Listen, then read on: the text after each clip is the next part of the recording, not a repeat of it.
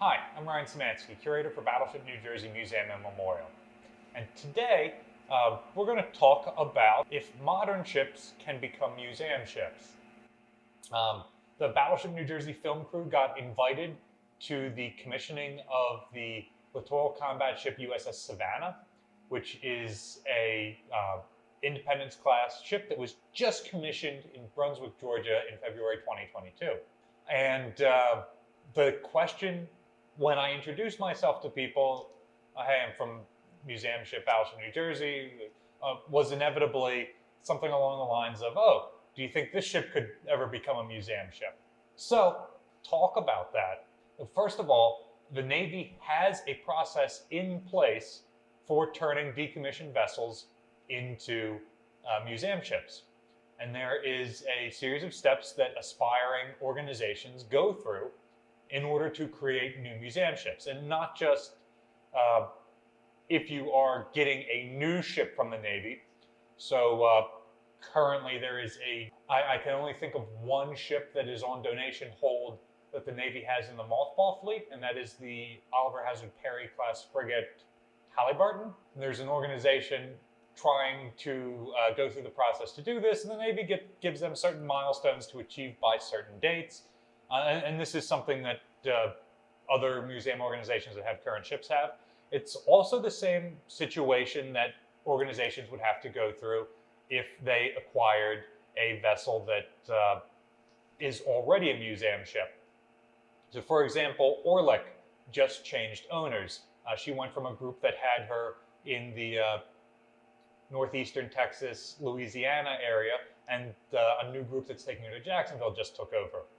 Now, Orlick came back to the United States from Turkey, and so she isn't administered by the U.S. Navy, but were she a U.S. Navy ship at the time of her transition to museum ship, the Navy would make the new group apply and meet certain milestones before they got the vessel. If they could not do that and the old group couldn't maintain her, then the Navy would end up in control of the vessel again.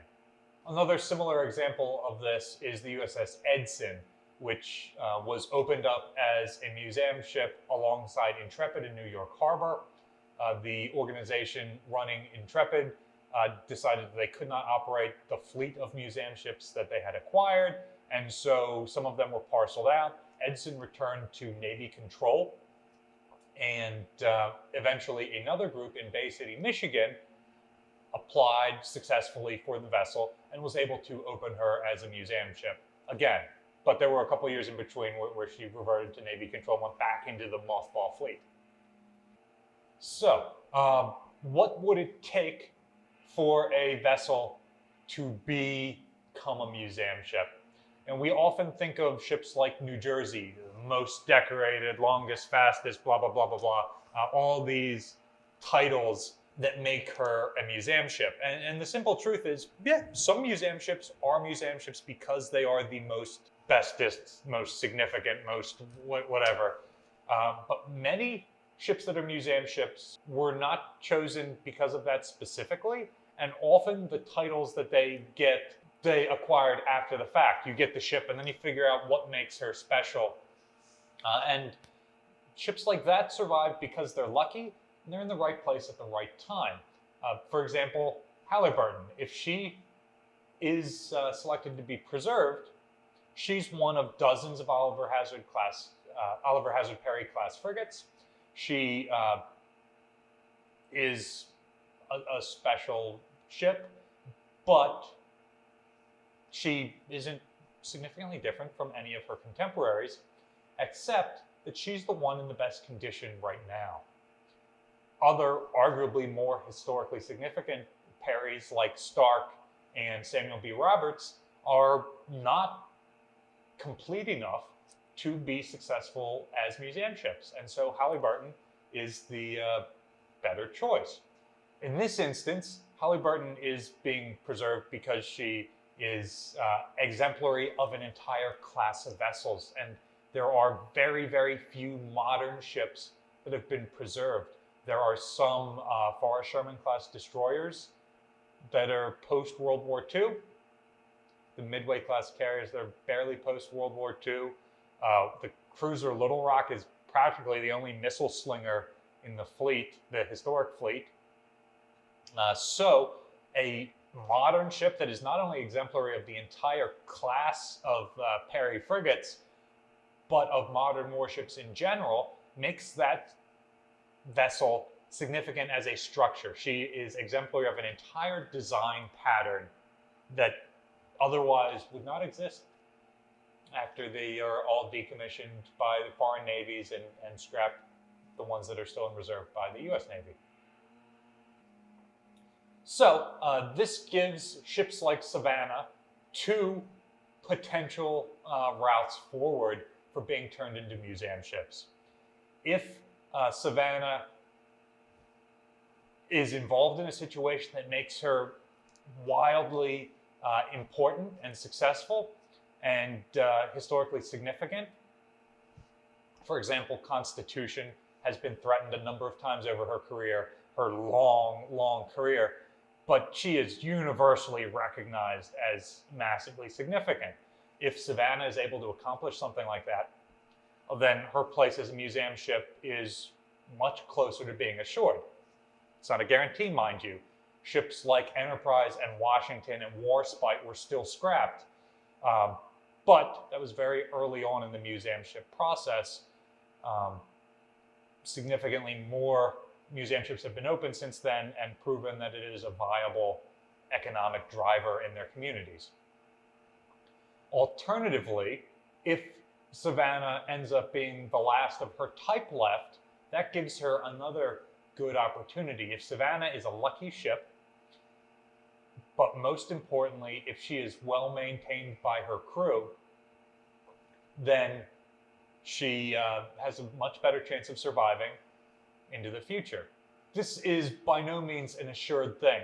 Battleship New Jersey was an incredibly well-maintained ship over her career, and it was something that just became a tradition among the crew to the point that every time an Iowa-class battleship was recalled, New Jersey was found to be in the best material condition and was recalled first.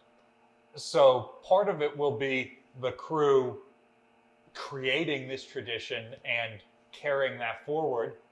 But part of it is also going to be figuring out how to maintain the ship.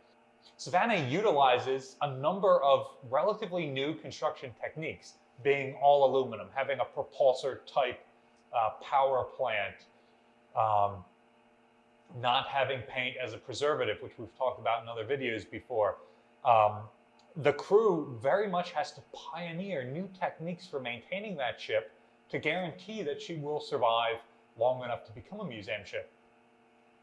And in this, Savannah is fortunate because there have been a number of other littoral combat ships that came first. The first several littoral combat ships are already in the process of being decommissioned because of material problems with the vessel. The fact that Savannah is essentially a Flight 2, that's not the exact terminology that the Navy uses, but there are a number of upgrades on her over the base design for ships like Independence.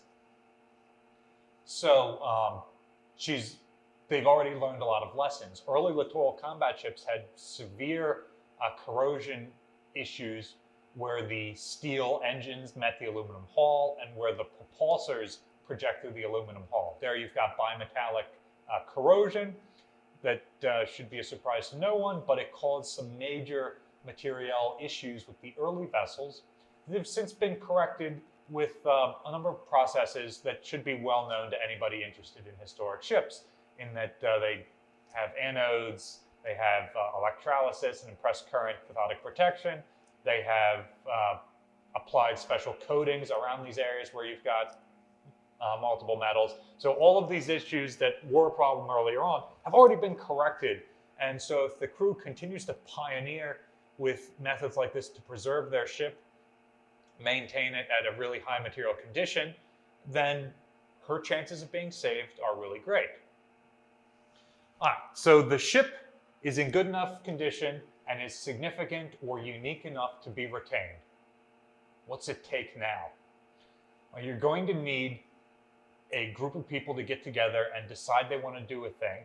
And that group has to be both veterans and people interested in the vessel, and also folks associated with a location that have economic experience.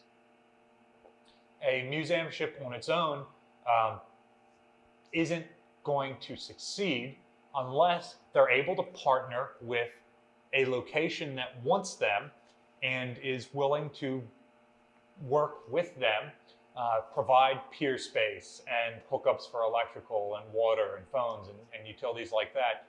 And operating a museum ship is an expensive prospect, and it will take a while to build up, like with all museums, a constituency that's coming back and visiting the ship and donating money and doing all of those things.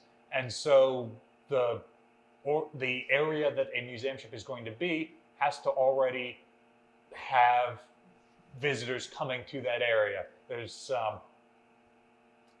a lot of evidence in the current museum ship community for ships that do really well versus ships that are not as successful. There are 4 Essex-class aircraft carriers preserved, and yet Intrepid gets significantly more visitation and money than any of the other ones. Is Alameda or Charleston or Corpus Christi any less patriotic or any less supportive of the vessel? No, not at all. But New York City gets way more tourism, and so Intrepid just naturally gets more money. Likewise, with the 4 Iowa-class battleships, Missouri sees significantly more visitation than the other 3, being in a touristy location.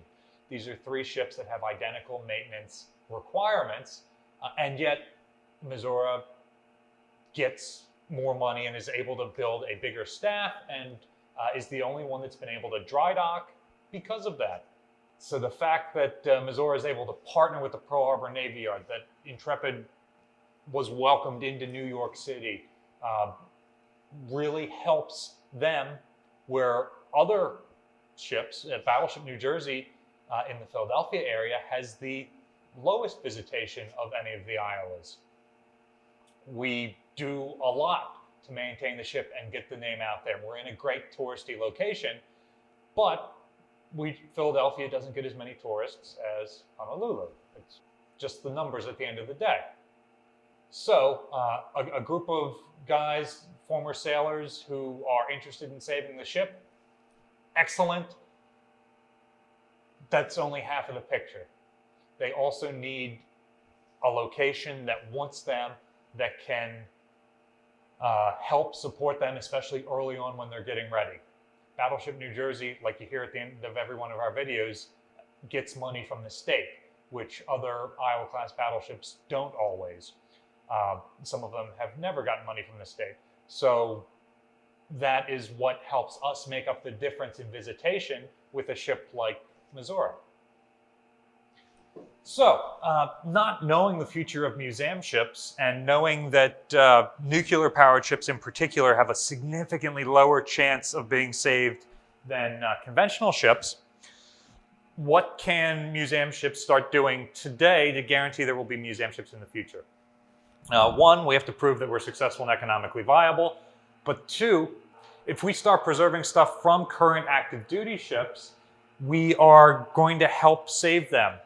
So there is a submarine that is currently under construction named New Jersey. She will be the 3rd ship that carries on our namesake. Battleship New Jersey's museum has already started collecting objects associated with that vessel. We have some items from the crew and some objects that are similar to what's installed on her, and some parts from the vessel herself. And we're going to continue to collect these objects over the life of the new ship. And hopefully, in the future, we'll be able to, we probably won't be able to get the whole vessel as a museum ship, but maybe we'll be able to get the sail in 40 years when she's decommissioned, like a number of other museums have done. And so we are hopeful that in the future, we can participate in the process of turning modern ships into museum ships. But right now, there's no telling what that future holds. I am hopeful that the crew of Savannah accounts themselves well and makes the ship both historically significant and maintains her to a condition that she can be saved. I would be the first person that signs up to be on her staff in a couple of decades when she's decommissioned. Battleship New Jersey receives operating support from the New Jersey Department of State, also from a number of other businesses and private individuals like yourselves. We really appreciate your continued support, and there's a link in the description below if you'd like to continue donating to the museum so that we can keep making videos like this. You can also support us by liking, sharing, and subscribing so more people find out about our videos and our content. Thanks for watching.